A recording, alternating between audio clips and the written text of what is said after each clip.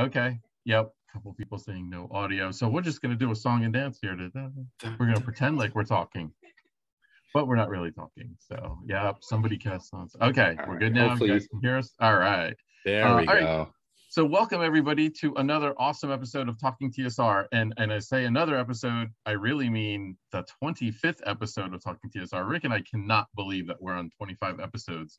So it's time for celebration. It's our silver anniversary.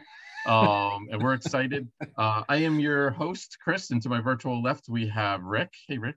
Hey, how's it going? It's going well. It's going well. We're still in pumpkin season here. Once again, we had a brief respite where it felt like it was, summer again, and now we're right back to winter again. So we're all good to go there. So I'm very excited. Next week, next Saturday, I start my super secret 5e playtest game with my wife and my son and some other friends, including possibly one or more people from Goodman Games. So I'm very excited about that. I wish I could talk about it, but I will not be able to talk about it for a couple months. But eventually, I'll let you guys know what I'm doing. So I'm looking very much forward to that. And how's everything going with you, Rick?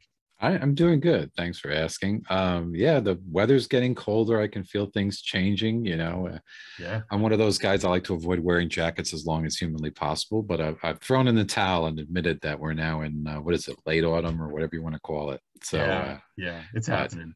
Yeah, things are changing, So we want to let know, we'll talk about this a little bit at the end of the show, but this is going to be our last episode for a little bit of a while.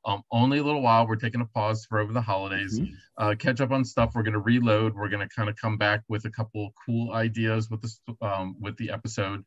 So one of the things we were thinking about doing was interviewing some folks that might have ties to TSR, everything. So hopefully if you guys are interested in that and us having some special guests on, we've done some guests over the past, but if you guys like those type of episodes, we were thinking maybe making a concerted effort in 2022 to try to get on a couple people. I have a short list of people I'm thinking about. I'm sure Rick has a couple of people he's interested in. So if you guys are interested in us interviewing, other industry celebrities, let us know in the chat. Send us put it right in the chat in here, or when this is posted on YouTube, throw it in the chat there. And we'll definitely look at those suggestions and go for there. So when we do that, so we'll talk a little bit more about that at the end of the episode. We're definitely coming back. Like I said, we're just going to take a couple of week pause for a little bit here, but we have an amazing show tonight, and I know I always say that, but I really mean it this time. Because we're talking about A4 Into the Dungeons of the Slave Lords. And this is one of my favorite modules. I forget, I know it's in my top 10, but after I prepped for the show again this week, I got to redo my top 10 probably. This probably needs to go up a couple of notches because this module is just that good. So, so let's just jump right into it. Rick, what do you think about A4? I like it. It is either tied or it's my top favorite for the slavery.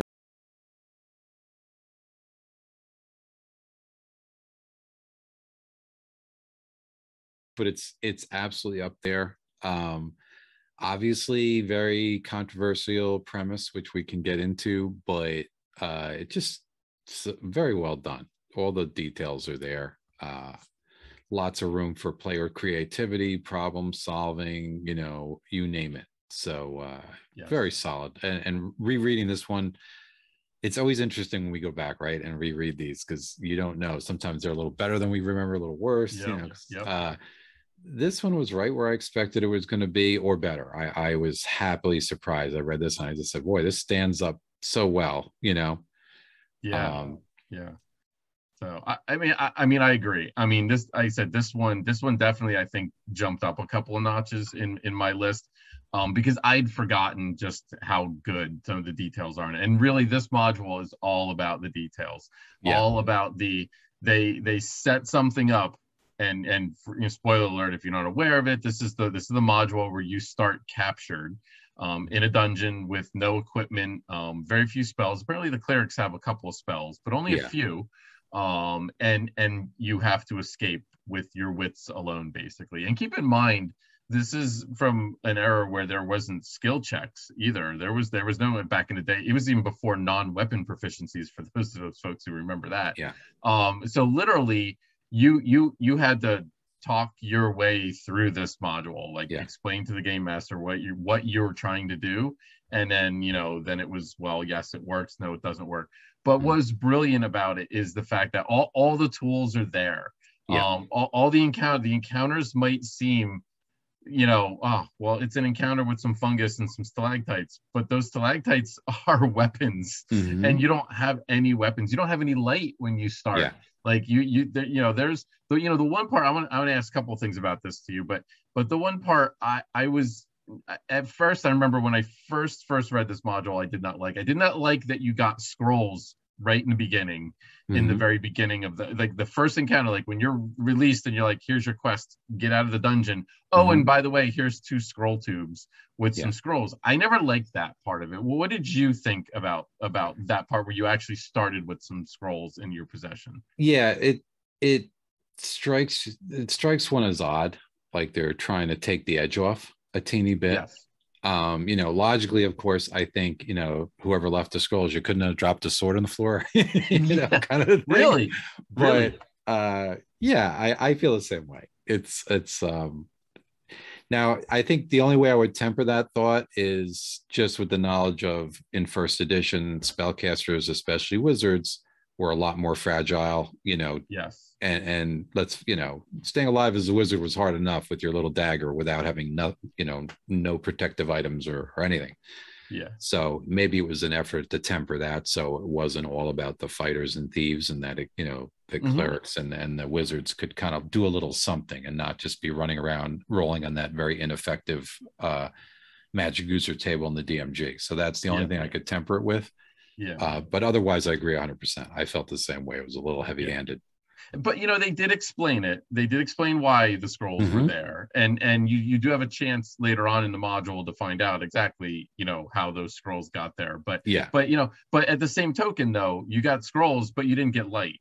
Yeah. So you couldn't use the scrolls, and I think there was even a chance, if you didn't search around with your hands, you might not find the scrolls. Yeah. Technically, I do believe that was like an option too. So I love the fact that that so much care and attention was gone into making sure there were these little tools available, things that you wouldn't normally think of a Mm-hmm. tool, a thigh bone, where Yeah. like that's a club. And it's just like, where Yeah. how many times have we gone through a module and there's bones lying around, Sure. and you don't even think about it, you don't Yeah. think, oh, it's like, I'm not picking up those bones. It's like, I'm not gonna use Yeah. that. It reminds me of some of the Indiana Jones movies where you would see him grab a bone and use it as a torch or something like that, Mm-hmm. where you were like, well, it brought some realism in it. Like, he didn't have a Yeah. torch with him at the time, so he would make do with what was there. So I Yeah. that's the part of this module that I love. I mean, are the encounters compelling?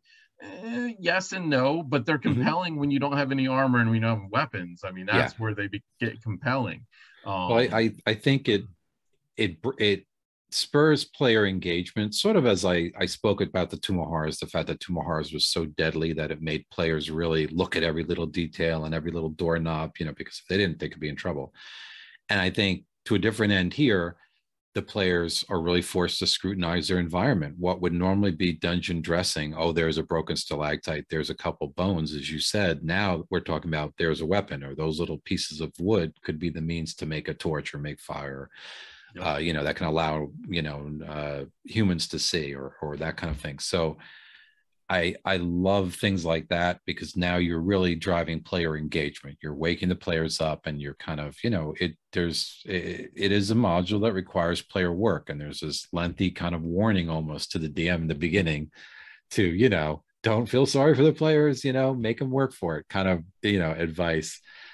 Because it is like a tough module, I think, but like you said, all the stuff is there. I think if you and I were designing this now, we probably have a spreadsheet, in Excel or something, with all the rooms and all the items that could be found in each room. Like, well, there's a possible weapon here. Because that's how well it's done, that if you go through there, almost every room's got something you can pick up Yes. that's of use, and yet it's not all obvious. Some you have to look for. Yep. There's some things like the portable amperage that are may not come even, a player may not even realize they can take this thing with them. And, again, the investigative player is really paid off here. So Yeah. just so well done. It's funny you mentioned that as a great transition. Elena, if you can pull up that last minute picture I sent you, the cover of FEF 6. So 5th edition fantasy number 6 is basically my homage to A4 Into the Dungeons. I mean, I basically did the same thing. I took the characters and stripped them of all their gear and everything, threw them in prison cells, and then they had to escape. And then I threw, just to make it a little bit interesting, I threw a dragon in at the end. Because why not? Because the game, it's in the name of the game, actually. So that module was so inspired by this module. And you're right. I had a little spreadsheet where I had set up, and I was like, in each encounter, I wanted to give them a little something. And a lot of it was actually spell components. I thought it was really neat in looking at the spell lists of some of the typical spells like sleep and things like that, that it's actually fairly common components. And I actually made it really fun where I put spell components all throughout the place so that you could, if you got the spell components, you still knew how to cast the spells. You just needed to rest, and you just needed to have the components for it. So a lot of fun. So yeah, directly inspired me, and several of the encounters in this module I've used for inspiration moving forward, and I think we'll get to that a little bit later. So let's talk in general about the module. First of all, artwork. I mean, yes, the artwork. Lots of artwork, good artwork. Yes. I think there's some great Erlotis pieces in here. Amazing. Yeah. Rosloff comes to mind immediately. He has a couple just, I think, standout pieces that really set the stage. I've always loved that fungi picture of the dangerous fungi, because you sort of, it as soon as players see a picture like that, it kind of tells them, here's the puzzle, here's the deal. Yes. So yeah, wonderful art. Like we had talked, some entries in the Slaver series were light on art, others were heavy, but this one I think we got a good amount of art and relevant art. I think the only picture, and maybe I'm forgetting something, is the back cover is got like a sort of vampire picture thing going on, and I don't think we have it to put up, but I don't remember there being any kind of vampire spawn or anything like that. So that struck me as well. We've got this picture, let's throw on the back cover, which was weird. Yeah. But all the other art in here is super relevant. So yes, and even to the point where the characters, the PCs, don't have equipment and don't have armor. They're in their loincloths and they're wielding bones and stuff like that, which is great. I mean, I love that. It really gives you that, it sets the mood, and and I love it. The artwork is good. The maps are okay. Nothing's really special about the maps. Agreed. We only get 21 encounters in the tournament part of the module, and in the whole, it's not really the second half of the module, it's probably like a third of the module is the actual island where and it's funny how they say in the tournament it was just about getting through the dungeons, and if you got out, that was the deal. But it's like, however, too many loose ends here. We have to give you a little bit of something for the campaign module. So here's the island, and by the way, the volcano's going off, and you got to get off the island.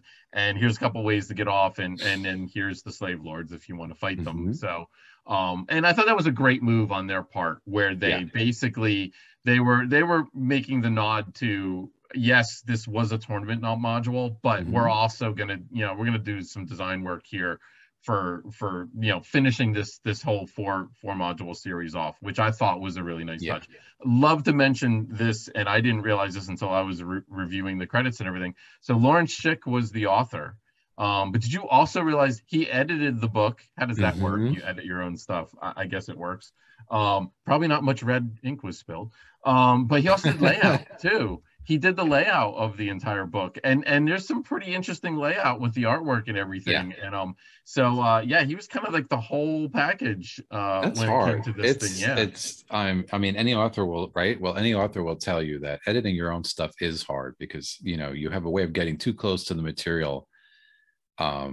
I myself, I tend to not go back and proofread chapter 1 until I'm working on chapter 3, because you need a little bit of distance, because those mistakes, it's almost like your brain fills in the mistakes, and you don't see them. is the best way I can describe it. But yeah, some really, I think he did a knockout job on this.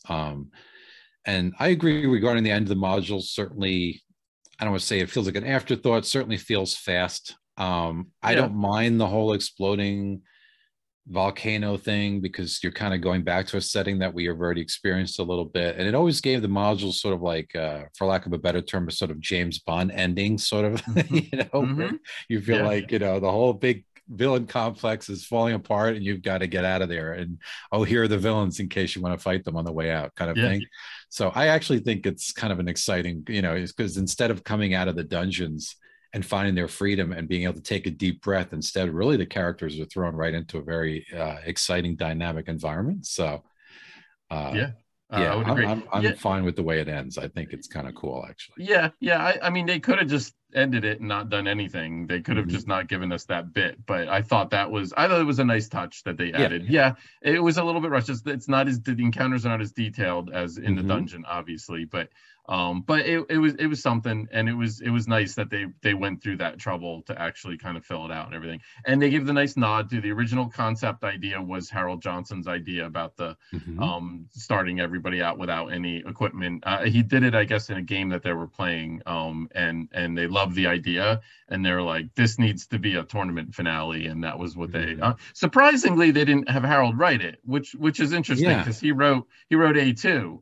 So that is a little bit surprising, but maybe, I don't know, maybe Lawrence really wanted the idea. That's an interesting one to ask Harold at some point about like how did they determine who was going to get what modules. We're getting all sorts of crazy ideas on who we should interview. People are really going. I guess a couple people are reading John Peterson's new book, it sounds like.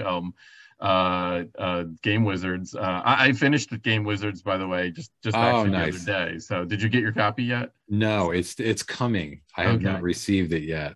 So, but that would be, I'll throw that one out there to the viewers. John Peterson as an interview. That would be a good one. The D&D historian. So he'd be like interviewing half the people that folks are mentioning in the chat. So all right, but we digress. Let's get back to the thing. So all right, after artwork, new monsters, and we didn't just get one, we didn't just get two, we didn't just get three, we got four this time.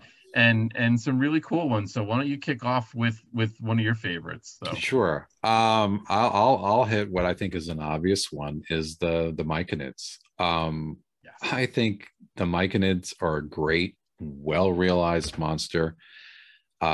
This was a case where, the author didn't just say, well, these guys look like mushrooms and they walk around, but there's a whole really realized life cycle and way of the way they live. And it's just so very alien, the circles of the Myconids, the way they communicate with the rapport spores, and the way they sleep in these sort of puffballs, or everything. It's we had discussed it previously with the Koatoa, where you can make a fish man, or you can really detail them the way they did in Descent and make it feel more alive. And to me, the Myconids is like a neutral humanoid, sort of done right. Because I personally, I'll be honest, from when I was young, and it still holds today, I get less excited about neutral dragons and neutral humanoids, and I kind of want to see them lean toward good or evil. Because neutral creatures, I think, well, these are guys that the characters might bargain with or something. But in this case, they're so alien that it's just there's so many interesting setups there that can be derived from the Myconids. So they're my first standout. I have a couple favorites, but they're absolutely my first. So why don't you throw a favorite of yours? Well, first I'll just follow up Myconids. I love Myconids as well. And I love how they weave the rules in with their society, and the fact that you had the lowest class with 1 hit dice, then 2 hit dice, 3 hit dice, 4 hit dice, 5 hit dice, and then there was one king sovereign that had 6 hit dice, and then that as they grew in size, they got the different spores that they could do. It was a cool, like, not only, like you said, the society building part of it, but also the melding of the melding. See that? I did a little pun there, a little Myconid pun with the melding. The fact that they melded the rules as as well around them. I thought that Mm-hmm. was really cool. So, but my favorite monster from Mm-hmm. A4 is the Cave Fisher. Yeah. I have always, Yeah. always loved this guy. Yeah. Again, kind of insect alienoid kind of looking, Mm-hmm. a crab-like crustacean insect thing, like, you know, the size of a dog or a little bit bigger, I guess. Mm-hmm. Eight, yeah, four pairs of legs. It's got pincers like a crab in the front, and then it's got this retractable filament that it dangles down. I Mm-hmm. forget how long it is, 80 feet, something like that, 60 feet. And it basically sets itself up on ledges, kind of like your background there would be like in the back there. And then it just dangles the filaments down, and something bumps into it and gets stuck onto it, and it reels it in. Yeah. And what's really cool is so its back legs can secrete like this glue, the same stuff that's on the filament, and it like anchors itself down onto the rock, so Yeah. it can't be pulled down, and it's got the leverage. Just like, you know, Yeah. it would never happen, but just the thought that went into that.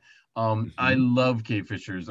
Always have. I've used them over and over again. Yep. Just you can have some really interesting Yeah. encounters with them, with environment and Mm-hmm. making things a little bit more 3D. And I love those. And this is the module that introduced those. Yeah. And just fascinating. I've used them several times over the years. I agree. Within the last, I would say, 2 years in my home campaign, I've used cave fishers, and Nice. they're a good example. Again, I think a very well realized monster that Yeah. even though they're so alien and bizarre, everything about them makes so much sense to me that all their working parts, Yeah. that they really kind of feel real to me when you think of, some of the insects we have in the real world that do some crazy things, the barter beetle or these undersea fish that lure people, other fish Yeah. into their mouths and all these things. They just sort of fit into that kind of ecosystem to me, where just the filament and the adhesive legs, it all makes sense. It doesn't really make them to me any more unbelievable than a spider in a web or something. So I always felt like, to me, they always felt very interesting and alien, and yet absolutely real. I don't, they don't feel like we just stuck weird parts on a creature and called it a monster. Everything in there makes sense, and it's such a fun creature, Nice. for encounters. So what we have left, we have the Magman and the Sandling. So Yes. what are your first level opinions of those two? We might as well hit those. The Magman, always kind of an afterthought. Kind of surprised they made it to third edition and then into fifth edition. I was a little bit surprised that, but there's a lack of elementals probably, and that was probably a need for it. Believe it or not, they even made it into, boy, I think it was the second Dungeons and Dragons movie. I think it was. Yeah, which is scary. Yeah. Did people even know there was a second one? There was like a second, and I think there was a third one too. There's definitely a second one. Really excited about the new one coming out though. But anyway, that's a whole nother show. Whole nother chapter. Yeah. So definitely those. I love the Sandling though. And again, I've used. I think I put a Sandling in. Oh my! Either or number 4 or number 2, either Isle of Dread or Lost City. I honestly cannot remember which one. But I think I put them in there. Yeah, I kind of like the Sandling. They were kind of interesting. I felt, I love the imagery of the little tiny ones, the little ones that bud off that, and they're like, they don't do anything, but they just skittle across your legs and kind of freak you out, especially if it's dark. I always love that. So, and I remember they had a whole description in there about the parent, rather than really taking care of the little ones. It sounds like the parent basically ignores the little ones until they get big enough to become a threat and then kills them off. So it's you get some interesting detail. I feel the same way. I like the Sandling. It's a good kind of alternate ooze monster. I was always a little surprised that Sandlings didn't show up more, that they didn't kind of pop up in other books and get a little more play, frankly, than they got.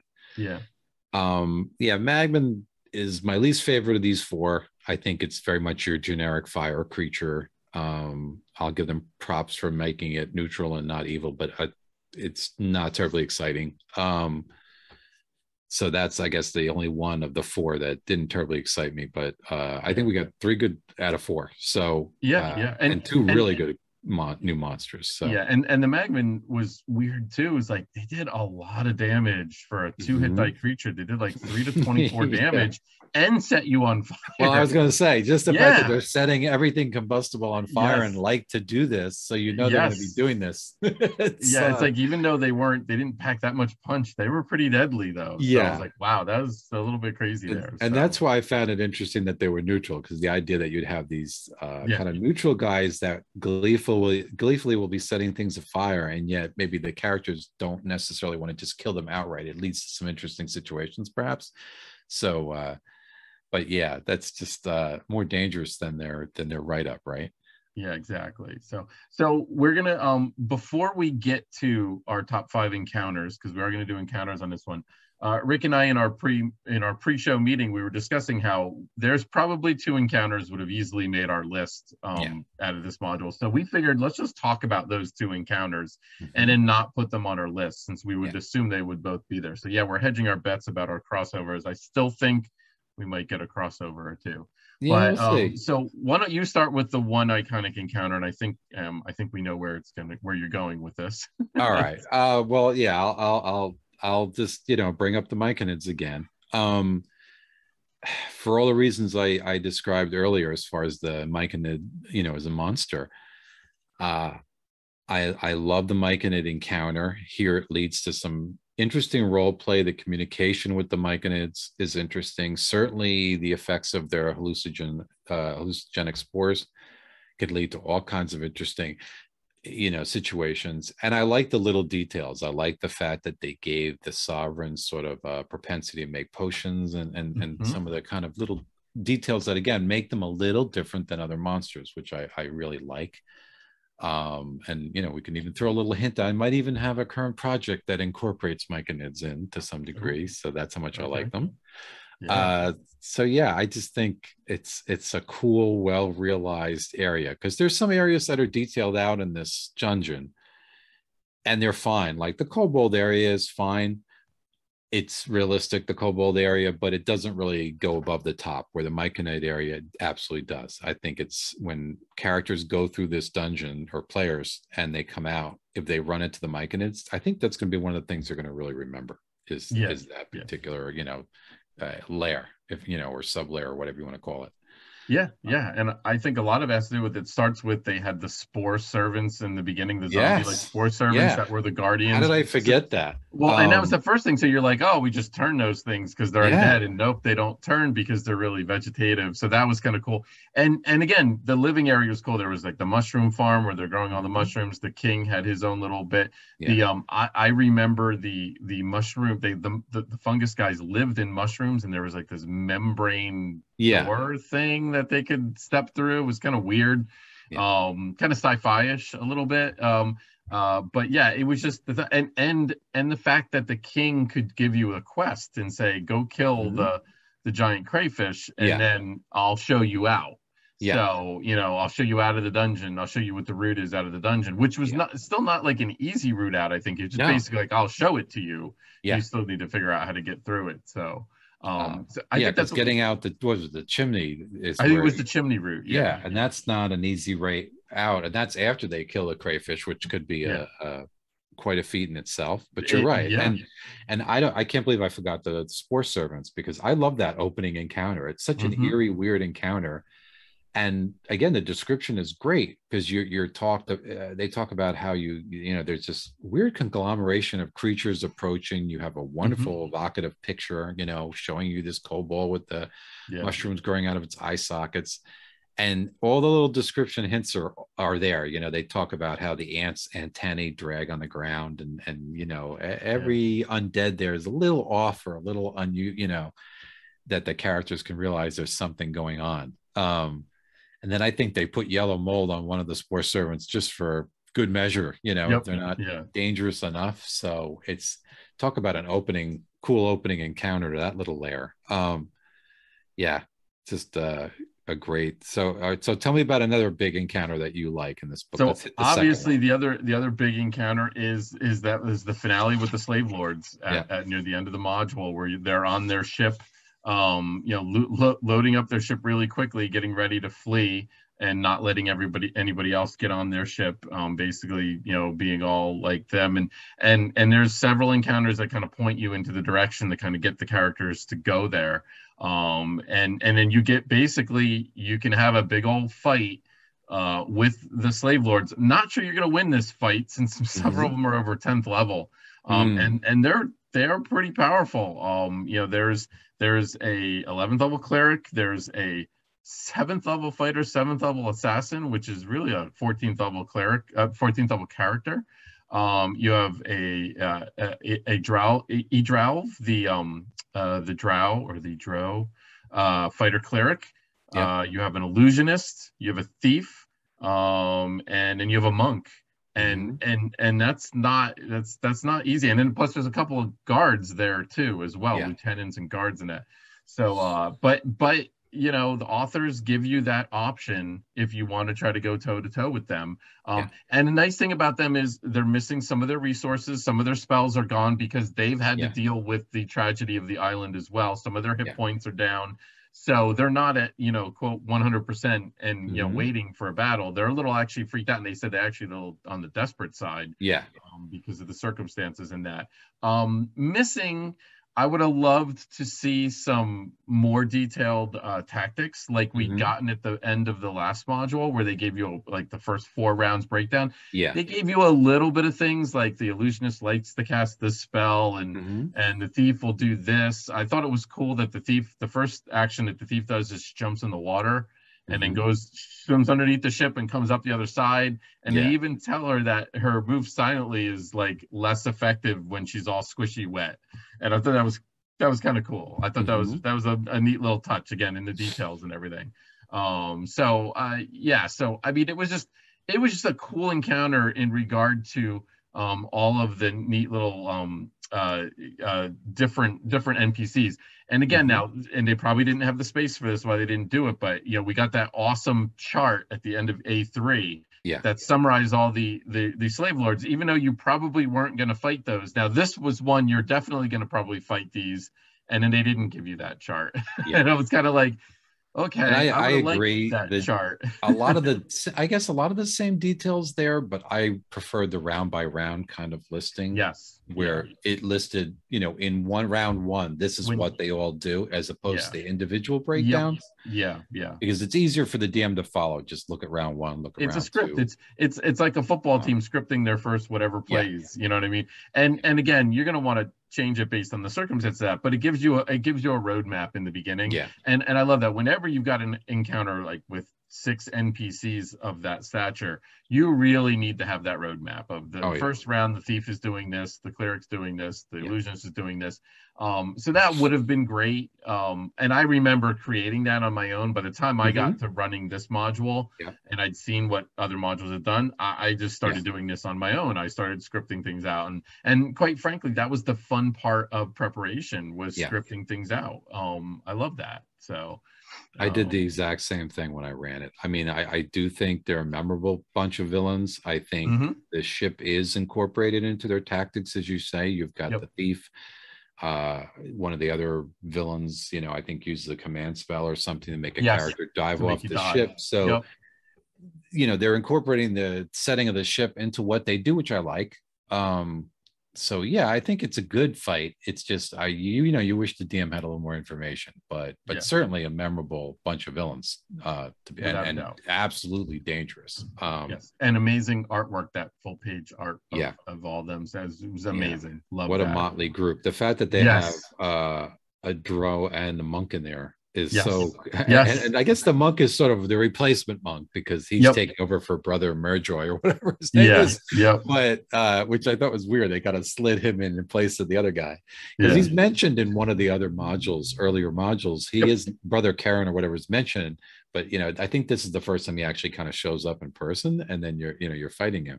But still, the idea of a monk, first team monk, doing that is so cool. Agreed. And the alienness of a Calavdra in there as well is have a drow in there with them, I think, is also equally cool. So nice group of villains. Well, let's get to our top 5. All right. So we can give this list some so it's due. Let's I don't know. You want to start first this time? I can't remember who went first last I time. can't either. Yeah. All right. So why I don't you go guess first? I'll start off. Okay. I have two very passive early entries, so I don't know if we'll get any crossover at least until the end, but we'll see.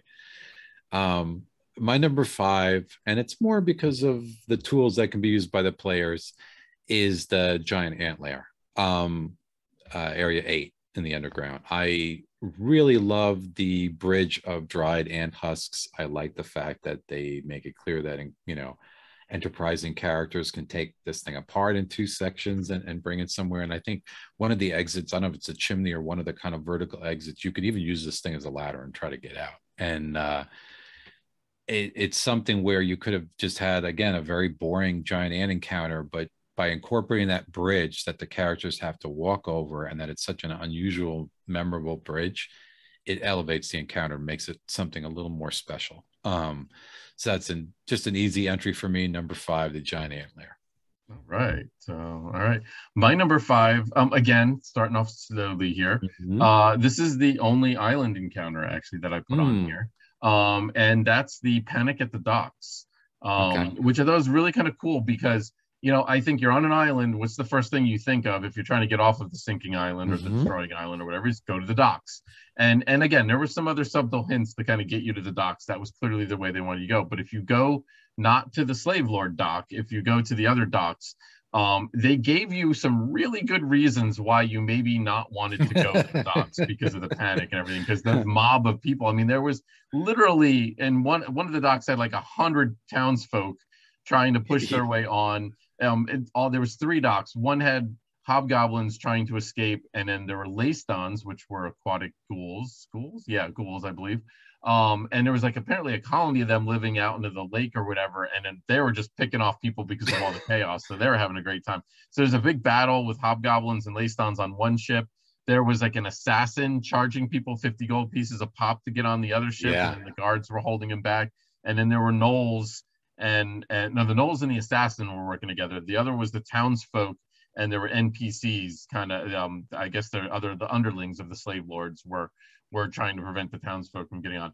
But I thought it was, I liked the theme of it. I liked the fact that there was a lot of people, so Mm-hmm. that there was a lot of activity where you look over there like, whoa, there's like 20 hobgoblins and Laystons. You're like, yeah, we're not going that way. It's like let's Mm-hmm. look for a different route to go.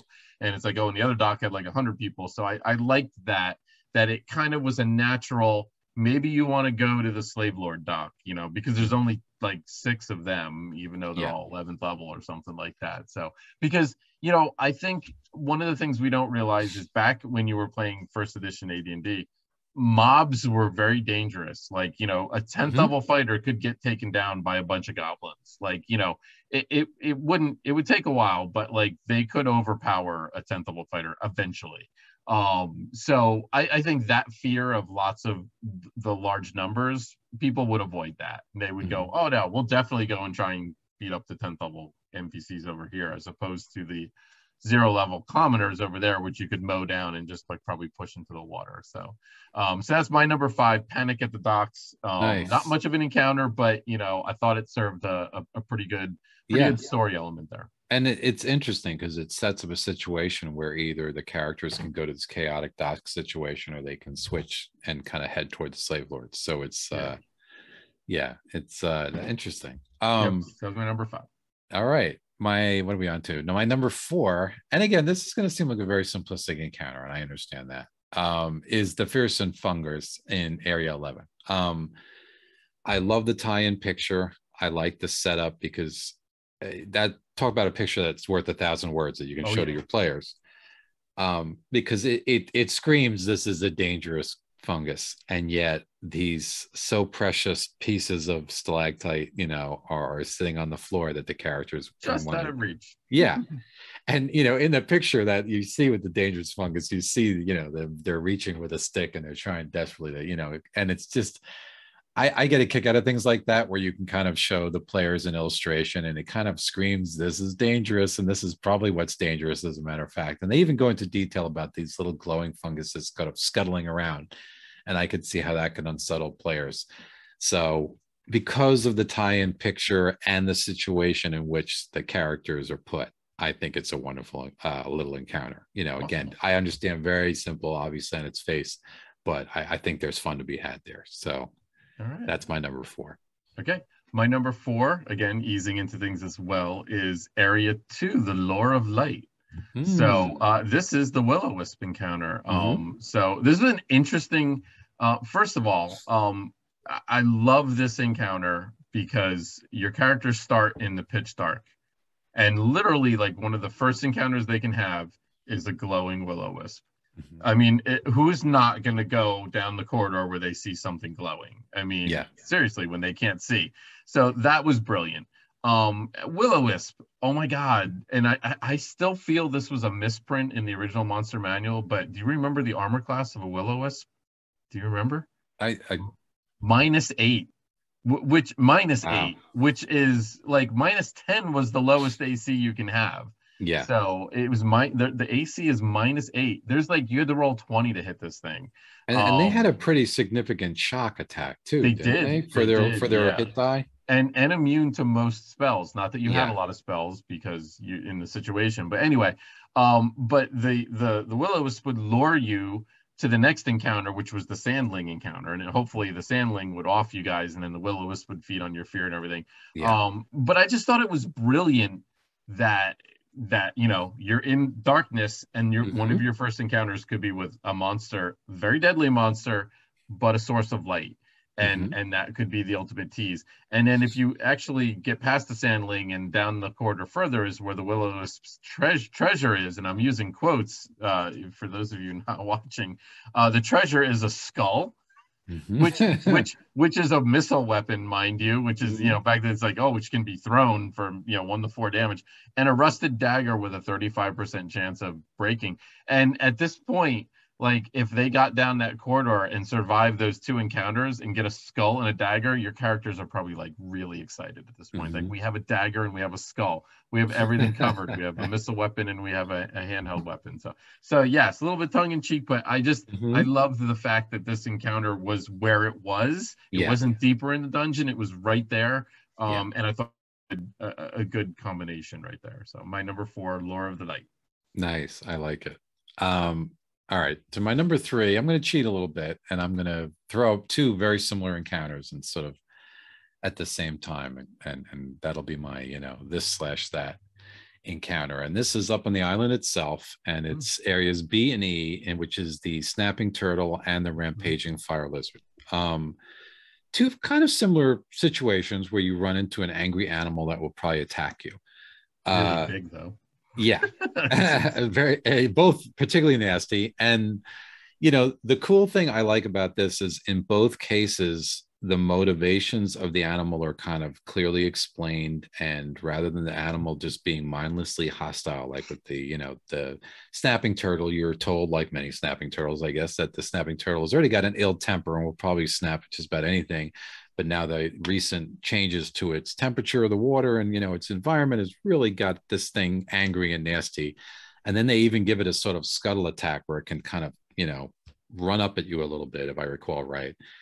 And then in the case of the rampaging fire lizard, again, I think it's interesting where they have this lizard that knows it's sort of fireproof and yet goes to take a bath in molten lava, gets unaccustomed burns on its skin, and is kind of rolling around trying to scratch off these tormentors, sees the PCs and thinks they might be the demons infesting its skin and attacks. So 2 animal kind of encounters that are raised up because of the background material, albeit maybe background material more for the DM, but I like the way both are handled. The fact that they kind of give you that explanatory stuff that why these creatures are doing what they're doing. So that I'm going to cheat and throw both of those into my number 3 because they're so similar in my mind. I couldn't pick a favorite of the 2, so I'm going to throw both at you. So, All right. My number 3, we have a crossover. So yes, and again, when we come back in the new year, folks, we're gonna have like some kind of sound, and when we do a crossover, there's gonna be yeah, we'll some ring kind a of bell bell or or whistle or something. something. Yeah, exactly. So number 8, the giant antler. I love the giant antler. The ant bridge is awesome, and there was great artwork up for it. A bridge made of ant carapaces, giant ant carapaces. That was amazing, and the fact that they gave you rules that you could break it down and carry it with you. Loved that. The ants were using iron spikes, and they had some flint that helped them dig, and that was the way that you could get some fire starting material. I thought that was brilliant. And then just to take it to the next level, and you didn't mention this, but I will certainly mention this. So if one of the PCs dies from the giant ants, they start dismembering the PCs. That's right. Because they That's can't, right. in order to fit them into the lair, their lair is only like 1 foot diameter. And they gave you rules that if a PC dies every round, they lose another extremity or limb, and then the ant starts carrying it off. Can you just imagine the horror if a PC goes down? I mean, dude, that's some DCC RPG right there, man. Yes. Where a giant ant kills you, and the next thing you know, it's chopping your leg off so it can carry it off to eat. And not only like chopping your leg off is bad enough, but there goes the leg. The leg's being dragged away. And it's like you might get the character back, but like you might not get the leg how much back. of them will you get back? Exactly. And you always wonder about those the regeneration spell and everything. I was like, how could that really be a thing? But so I can imagine that being so terrifying, and I'm sure they put that in there. I'm sure there were some tournament teams that had that happen to them where they're like, oh, it's just giant ants, how bad could it be? And then next thing you know, their legs and arms are being chopped off. So I thought that was a really neat touch. So anyway, yes, the giant ant lair, I loved everything about it. I loved the little bit about the little disclaimer about how the ant lair is only, the tubes are only a foot diameter, and there's no way that the PCs get to get in there. But this is the AD&D game where the unexpected can happen. So we're going to give you some details on the lair just in case the players can get in there. Loved it. So that's my number 3, the giant ant lair. Nice. All right, our first crossover. Yep. All right, going on to my number 2 is the Crab Tunnels, Area 10, and the Underwater Labyrinth. I like the combination, the fact that you start off with a nice crab fight, you can't go wrong there, but then you get this underwater sort of labyrinth that the characters can swim, and you're given a nice little map of this, underwater passages there. And, you're kind of, explained to you, the characters go down this passage, they see this amount of light or they don't. And if they go this way, they can get some breathable air. And if they go there's one particular passage that if they swim down there, they're probably just doomed because, it's sort of like a long, twisty dead end. And I've incorporated that sort of underwater swimming passage and things, and being a certified diver and an experienced swimmer myself, I've run into some sort of underground situations where I've had my head with a few inches between my face and the ceiling, and I've got myself in these bad spots where I've had to hold my breath and get under things, unfortunately. And I kind of know what it feels like to some degree, maybe not as bad as this, but I think that too, I kind of have a little real life experience, so I love things like this. So that's my number 2, is the sort of underground labyrinth that takes place. And there's even a second crab, I think, in somewhere in the labyrinth. To make matters worse, if you take one particular passage, you actually run into another crab. So I love it. Of all the little mini maps in this dungeon, I probably like that one the best because it's functional and cool. So that's my number 2, the Crab Tunnels. Okay. All right. Excellent choice. My number 2, we have another crossover. Oh, the Crab Tunnels. And we get into the same number and everything too. So, yeah. So for all the reasons, I think the map is what really sets it apart. I think without the map, I'm not sure the encounter works very well. Yeah. So it's definitely something you need to have a map. You need to count squares because of the rules that they set up with how long you can hold your breath. Yes, there's a second crab, which is just like, oh God, we got through the first crab and he's the only thing guarding our way out. And it's an exit, by the way, too. So which is pretty awesome that this is one of the 3 possible ways out. And I love the tube worms in one of the sections. There was these tube worms, and you could harvest the tubes. The tube worms would give you a little electrical shock if you touch them, but like you could like harvest their tubes, and you could always use the tubes to make them waterproof and actually get an extra, I think they called it an extra gulp of air or something. So that was my number 2, was the Crab Tunnels. Nice. Another crossover. 2 there crossovers. We go. All right, interesting.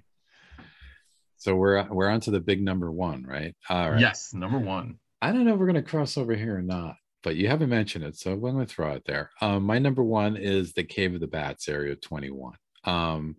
This purely lies on the strength of the creature involved, which is the Cave Fisher. I mean, really, the whole encounter is the Cave Fisher.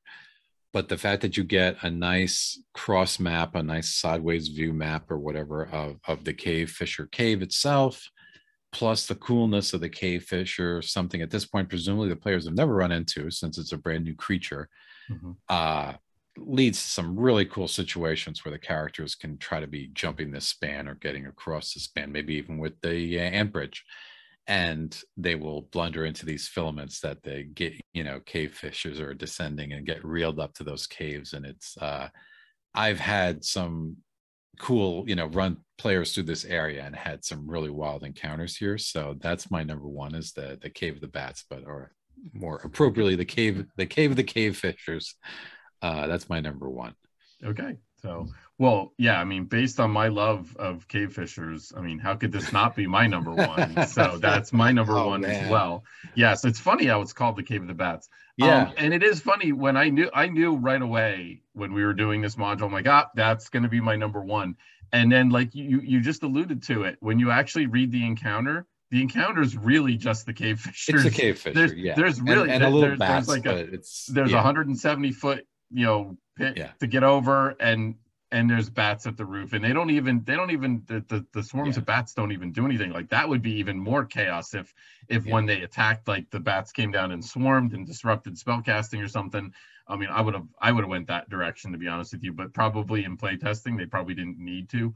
But I actually like the fact that the cave fishers could actually help you cross the chasm. If you think about it, you could actually swing across, but then you have to somehow cut the filament or get up to the other side, and now you just need to climb down. So, you know, yes, they were deadly and everything. And you're right. I think the whole basis of that encounter was, you know, no one's ever encountered a cave fisher before. Since we're rolling this out at a tournament, this is going to be the encounter, and it's going to freak people out. And I'm sure it did. I'm sure it did. So, yeah, so I guess I was actually a little bit disappointed when I actually got into reading this encounter, where I was like, wow, there's really not as much here as I thought there was. But aside from the cave fisher, but folks, the cave fishers are so cool that you don't need it. It's basically like, ladies and gentlemen, the cave fisher, and that's it. Like, there's the encounter, and it's. And honestly, again, the fact that the cave fisher is brand new, I think if there was too much else going on here, it would almost detract from this great new creature that's being introduced to the players. So I think it's fine. It stands, you know,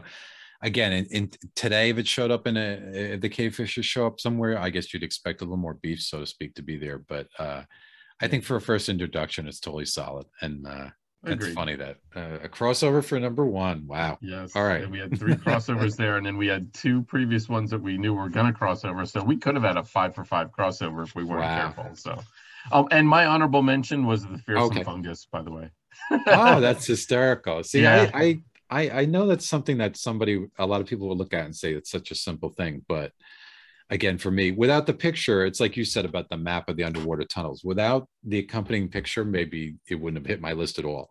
Yeah. But the fact that it had the picture there, that you can literally just take that page and show your players, I think it works really well, because I've done just that. I've taken that illustration and showed the players and said, here's your situation, you know, after describing everything, sort of shown them that graphic. You know, it works well. Nice. Good. All right. Nice. So I did see in there was a suggestion of having Errol Otis as a guest on our show. That's a great suggestion. I think we can try and make that happen, and we can ask him about all this artwork, because we do talk about the artwork quite a bit. So I think that would be great. We could go through and talk to Errol about all of his awesome art. So maybe that's somebody we'll get working on. So a couple minutes on that. So yes, we're going to take a pause. Again, this is 25 episodes. We basically have done 25 episodes, you know, one every 3 weeks in a row, starting, I think it was back in April of 2020. So pretty much we've been going strong ever since the pandemic's been going strong.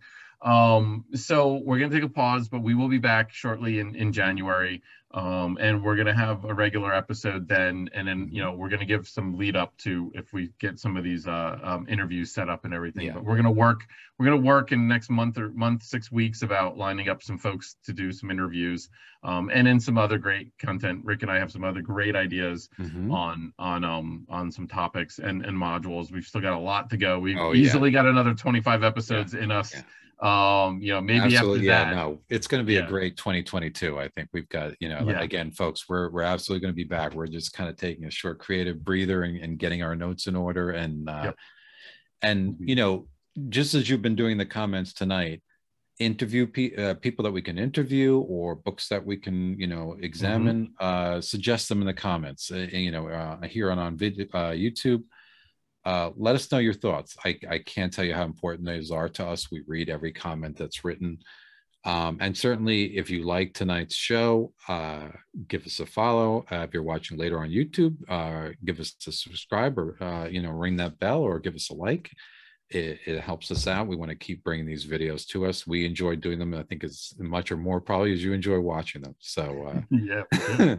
So, and here's an assignment for you. You need to watch some episodes of the D&D cartoon. So, yes, I because you know that'll need to have to do an be my episode. break homework, right? Because we Yes, have to you need do to. it. We'll have to do it. I know you want to do an episode on the Oh, I D&D do. I cartoon. do. So, That's got to be, and that episode's going to be pretty much just a top 10 episode list, like top 10. Like, I think we're just going to start. We're going to, hey, folks, how's everything going? Here's our top 10 cartoon episodes. But yeah, we have to do that. So you need to brush up on those. all I'll right, probably do a noted. rewatch of some of them too, but I know several of them. I'm a huge fan of the show. And you have no excuse. I know you have the DVD set. No, So I know. Thanks to a very yes, kind gift from my co-host, I have yeah. the DVD So set. So, yes. So, but yeah, so that'll be something that maybe we can tackle in 2022 also. It'd be really great to kind of walk down that memory lane, because it was a cool cartoon. All right. Yes. So we will be back. We don't know exactly when. It's going to be sometime in January. It'll probably be earlier in January. It's not going to be like the last week of January. So, but we'll be back and we'll be better than ever. And with that, we're going to move over to our pearls of wisdom. And I think I'm going to start this time. Sure. Does that sound right? Okay, great. So, and this is weird. I did not have a pearl of wisdom before this show started. And I usually have a thought of where I'm going. So, but I had no clue this time. But I think I settled on one.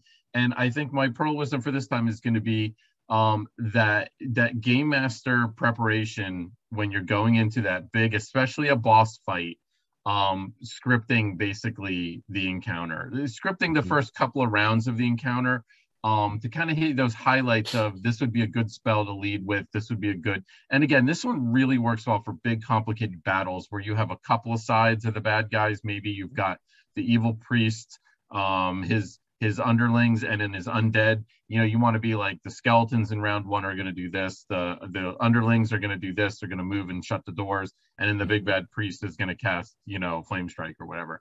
So just something like that. It has to be flexible. The game master can't stick with that 100%. He has to have a little bit of okay, I'm going to do something a little different because the way the characters are responding.